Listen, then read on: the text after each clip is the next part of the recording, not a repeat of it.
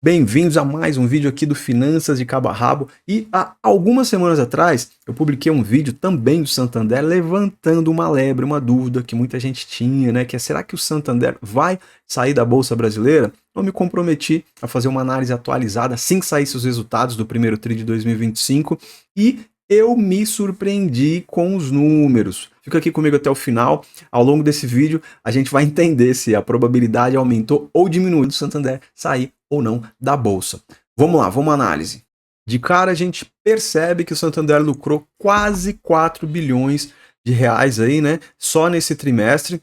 Isso quer dizer que é o que sobrou limpo, né, depois de pagar todas as despesas. Então, se a gente comparar com o mesmo período do ano passado, o lucro cresceu 27,8%. Só um adendo aqui, esse Y, ou Y é year over year, que significa ano contra ano, ou seja, está comparando aqui o primeiro trimestre de 2025 com o primeiro trimestre de 2024, e esse Q, ok, aqui é quarter over quarter, que é trimestre a trimestre. Então aqui as informações referem-se ao primeiro trimestre de 2025, comparando com o último trimestre de 2024, tá? Eu acho que deveria ser tudo em português, o pessoal gosta de americanizar. Se você acha também, deixa aqui nos comentários. Enfim, fugi do contexto aqui, mas vamos voltar. A rentabilidade subiu 17,4%. Isso aí está mostrando na prática quanto que o banco conseguiu gerar de retorno, né, com o dinheiro que os sócios investiram, né? Subiu também em relação ao ano passado, né, ao primeiro TRI de 2024, 3,3 pontos percentuais, e ligeiramente, né, caiu um pouquinho aqui, 0,2% em relação ao trimestre anterior. A margem financeira subiu 7,7% em relação ao primeiro TRI do ano passado, caiu um pouquinho em relação ao último TRI, e isso aqui quer dizer que é o ganho bruto, né? Com o empréstimo antes de descontar os custos, digamos assim, né? Então caiu um pouco agora, muito por conta também de uma quantidade menor de dias úteis, né? Mas está subindo bem se a gente comparar com o ano passado, então, na minha visão, é um bom sinal, tá? A questão das comissões aqui caiu 6,9% em relação ao último trimestre, mas subiu 5,1% em relação ao trimestre do ano passado, ao primeiro trimestre do ano passado. O que isso aqui quer dizer? Né? São as taxas que o banco cobra por serviços, como cartão, seguro, etc. Né? O custo de crédito, comparando com o primeiro TRI do ano passado, está estável e subiu ligeiramente, um pouquinho, de 0,3% em relação ao último trimestre. Isso aqui quer dizer que é o gasto que o banco tem com clientes que não pagam o que devem.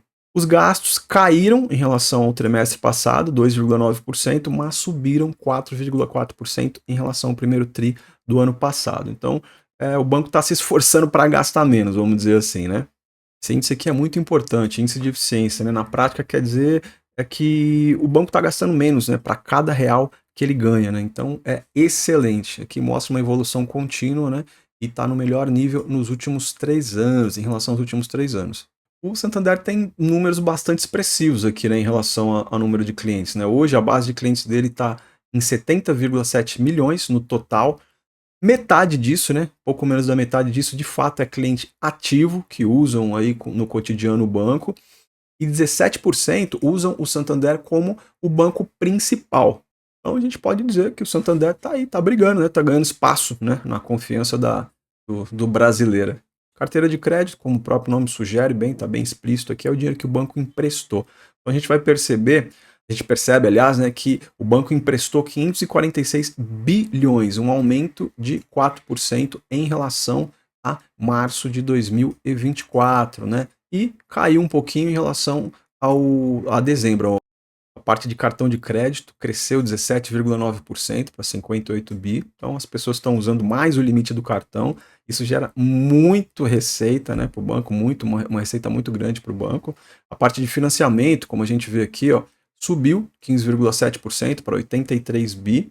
Então esse é o crédito que o pessoal usa para comprar bens, tipo carro, eletrodoméstico.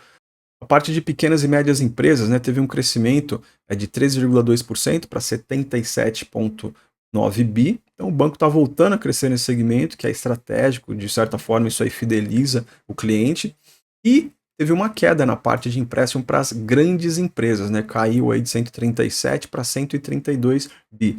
Então não sei, né? Talvez o setor de grandes empresas está mais conservador aí por conta dessa economia meio bagunçada, meio incerta. Então, o banco deve estar priorizando crédito mais seguro e com menos risco, né? Para não correr o risco aí de se enrolar.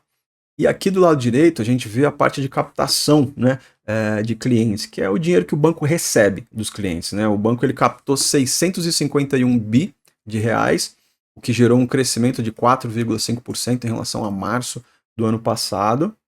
Isso é bem importante, porque é o dinheiro que ele acaba emprestando depois, né? O banco emprestou mais, principalmente em áreas de consumo, né, de cartão, por exemplo, está sendo mais seletivo, me parece, pelo menos aqui, né, como o slide está mostrando, com empresa grande, é prudente, né, conseguiu captar mais dinheiro com os clientes, o que reforça a liquidez, né, e também a parte mais sólida, assim, da operação. Mostra uma gestão equilibrada, com crescimento sustentável e foco na rentabilidade, o que é importante para um banco, né. A parte de receita aqui, traduzindo no português, claro, é quanto que o banco ganha, né, quando ele empresta dinheiro. Então, o total aqui foi de 15,9 bi, um aumento de 7,7% em relação ao primeiro tri de 2024, que é ótimo. 15,8 bi vieram de clientes, né?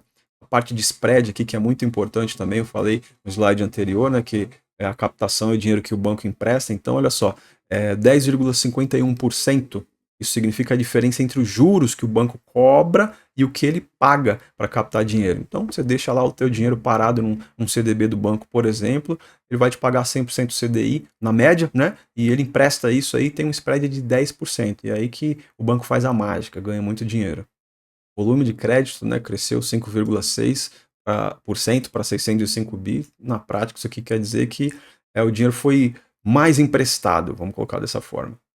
E essa parte aqui, ó, que teve uma queda de 51%, que são as margens do mercado, quer dizer que o banco ganhou menos com operações, por exemplo, operações financeiras, como Tesouro Direto e outros investimentos também. O banco ganhou mais com o cliente e menos com o mercado financeiro. Na parte de comissões, a gente vê que o banco teve uma receita de 5,1 bi, o que foi 5,1% maior do que o primeiro trimestre, né, do ano passado e 6,7% menor do que o último trimestre de 2024. Então, o banco está diversificando suas fontes de rendas. Um destaque para cartão, seguro, consórcio, fundos, como você pode bem ver aqui, né?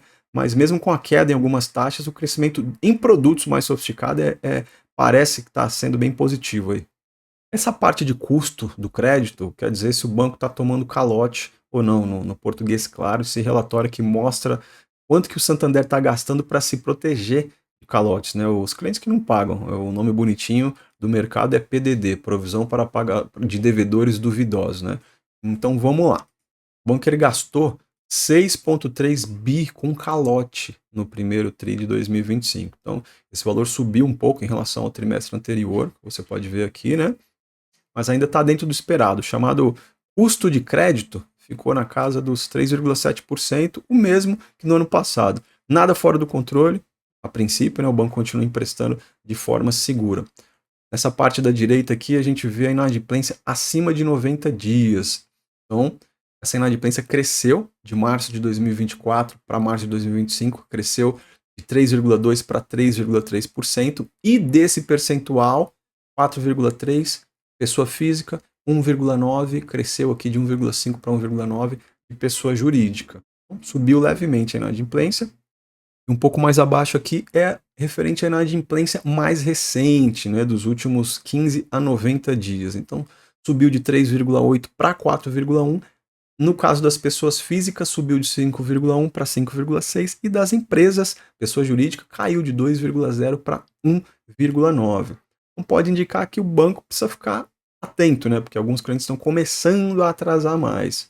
A princípio, a saúde da carteira de crédito ainda está estável, está sólida, né? E o lucro ainda não está sendo prejudicado por essa questão.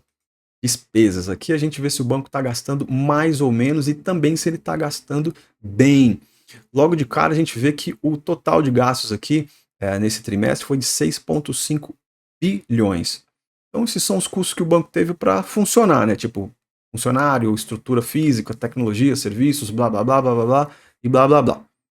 Apesar de bater o olho assim e dar a impressão que é um número muito alto, ele caiu quase 3% em relação ao último trimestre do ano passado e cresceu 4,4% em relação ao primeiro trimestre de 2024. Mas se considerar o tamanho da inflação, né, e aí alguns investimentos na parte de tecnologia que o Santander vem fazendo, talvez pode ser visto como um aumento controlado. Vamos agora para os resultados consolidados, né? Que é quanto entrou, quanto saiu e quanto sobrou no final das contas, que é o que interessa. Receita total foi de 21 bilhões. É todo o dinheiro que o banco faturou, né? Somando tudo que ele ganhou, com empréstimo, taxa, serviços, né? Então cresceu 7% em relação ao primeiro TRI de 2024, mas teve uma leve queda em relação ao trimestre passado, né? Em relação aos custos, a gente pode destacar a provisão dos devedores duvidosos, que foi de quase 6,4 bi, então subiu 7,7% em relação ao trimestre passado. Se a gente somar outras despesas, como as despesas operacionais e aqui as tributárias, ficaram na casa de 3,4 bi. Já o lucro antes dos impostos ficou na casa de 4,7 bi, né? Mesmo com todos os custos, o banco conseguiu lucrar bem, né? Operacionalmente falando, teve um crescimento aí de 34% em relação ao primeiro trimestre de 2024 e uma queda também em relação ao trimestre passado. E o lucro líquido, que é o que sobra mesmo, né? No final, foi de 3,8 bi. Isso é o que sobra para os acionistas depois de pagar tudo, descontar imposto, né? Então foi bastante interessante. Como a gente já falou aqui, cresceu 27,8% em relação ao primeiro TRI de 2024. Esse indicador aqui significa o retorno sobre o patrimônio dos sócios, né? Quanto o banco rende em relação ao dinheiro que ele tem. Então, muito bom, está aqui na casa dos 17,4%. Custo do crédito, né, que quer dizer quanto que o banco ganha com inadimplência, né? Então, subiu um pouquinho, mas continua sob controle, está na casa dos 3,7%. Índice de Basileia é um ponto importantíssimo que sempre deve ser analisado no quesito análise do setor financeiro, do setor bancário. Então, está na média do setor aqui, 14,3%, quer dizer o quê? Que a cada exemplo aqui com números redondos, a cada R$ 100 que o banco empresta, R$ 14,30 é dele mesmo, ele tem guardado como reserva. Então, quanto maior o percentual aqui, quanto maior o número indicado no índice de Basileia, maior solidez financeira mostra que o banco tem. Antes de entrar na parte dos dividendos, se você está gostando desse vídeo, dá um like e considere se inscrever no canal, porque os conteúdos aqui são diários para ajudar você a investir melhor. A gente fala de diversos assuntos do mundo das finanças. E nesse fato relevante aqui, o Santander anunciou pagamento de provento, né, de juros sobre capital próprio, com data no dia 22 de abril e também a data de pagamento no dia 8 de maio, né, considerando valores líquidos, né, pois é um JCP, já descontados 15% de imposto de renda, aqui nas ações ordinárias, né, na SAMB 3, 16 centavos, SAMB 4, 17 e na SAMB 11, 34 centavos por ação. O Santander tem uma política de distribuição de dividendos que é interessante, né? Como a gente vê aqui, eles mesmos estão dizendo aqui nesse informativo, né, que o Santander tem aspirações de ser o maior banco do Brasil em geração de valor ao acionista. Então, a lei determina que a distribuição mínima, o payout mínimo é de 25%, já o Santander propõe a distribuição de 50%, oh meu Deus, grifa aqui danado, de 50% do seu lucro anual. Vamos observar isso na prática, né? Olhando esse gráfico aqui dos últimos 10 anos, a gente percebe, ó, o payout 45, 62, 52, 47, 108, 20, 67, 65 e 45. Então, sim, o Santander tem um payout bem interessante. Os pagamentos são frequentes, né? Praticamente aí trimestrais e paga rápido também, olha só. Janeiro, abril, julho, agosto. Agora o percentual que ela vem pagando aí nos últimos tempos, né? O dividend yield atual está na casa de 5,45%. Eu sempre reforço esse ponto. Imagina que você está olhando para o preço da ação hoje, no momento em que eu gravo esse vídeo. Considerando os últimos 12 meses, a partir desta data, o Santander pagou 5,45% de yield. E a média dos últimos 5 anos é de 7,12%. A gente entende o quê? Se a média de payout deles é de 50% e o lucro evoluiu bastante do último trimestre, para esse, a tendência é que os dividendos aumentem. Porém, o mercado se animou, né? Olha só, Santander, Brasil tem alta de 28% no lucro, aqui também outra notícia, supera previsões. E o mercado não é bobo, né? Já teve uma reação praticamente instantânea. Estou analisando aqui a SAMB 11, né? A Unity, olha só. Depois estava na casa dos 28, a cotação 28,40. Assim que anunciou os resultados, a cotação já subiu aqui para quase R$ 30. Vamos ver como fica nos próximos dias aí, mas é meio que natural, um ciclo natural. Quando o lucro sobe, basicamente a cotação tende a subir também.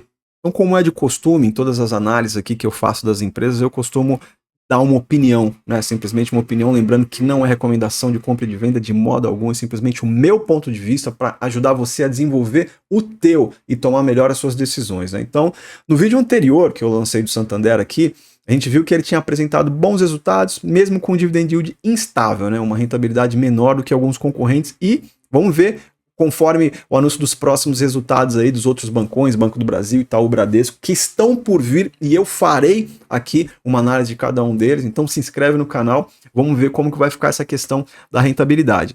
A minha conclusão, né, baseado em tudo que eu vi aqui, tudo que foi dito, né, sobre o resultado desse primeiro tri. O banco lucrou bem, cortou gasto, manteve o risco sob controle, né, tá investindo pesado na parte de tecnologia, né, atendimento digital e outras coisas também. Então, mostra que o Santander está longe de ser um banco fraquinho, né? Como muitos dizem por aí, um banco meio que esquecido dos 4 bancões, aquele que está meio de lado. Então, muito pelo contrário. Eu acho que justamente pelo fato dele estar forte, ter mostrado isso nesses resultados, existe uma hipótese, assim, forte dele se desligar do Brasil, sim, no quesito Bolsa de Valores. Eu acho que isso ganha força. Lembra que eu falei no vídeo anterior, se você assistiu? Se não assistiu, vou deixar o link aqui embaixo, né? Então, o Banco Espanhol, que é o controlador, né, ele pode sim fazer uma oferta para fechar o capital, né, com o real desvalorizado do jeito que tá, pode parecer uma pechincha para eles, né. Enfim, a decisão é deles, né, a gente tem que continuar acompanhando os resultados e sempre investir com consciência. E aí eu pergunto para você, né, eu quero saber, com esses novos dados aí do primeiro TRI de 2025, você acredita que o Santander vai continuar na Bolsa? Você está investindo, pensa em investir, acredita no longo prazo do banco? Deixa aqui para mim nos comentários. E se você curtiu esse vídeo, mais uma vez, considere se inscrever, deixa um like, comenta alguma coisa aqui para me auxiliar no engajamento, para fazer valer o trabalho aqui dessa produção de conteúdo. Me ajuda muito e agradeço você por ter assistido. Te vejo no próximo vídeo.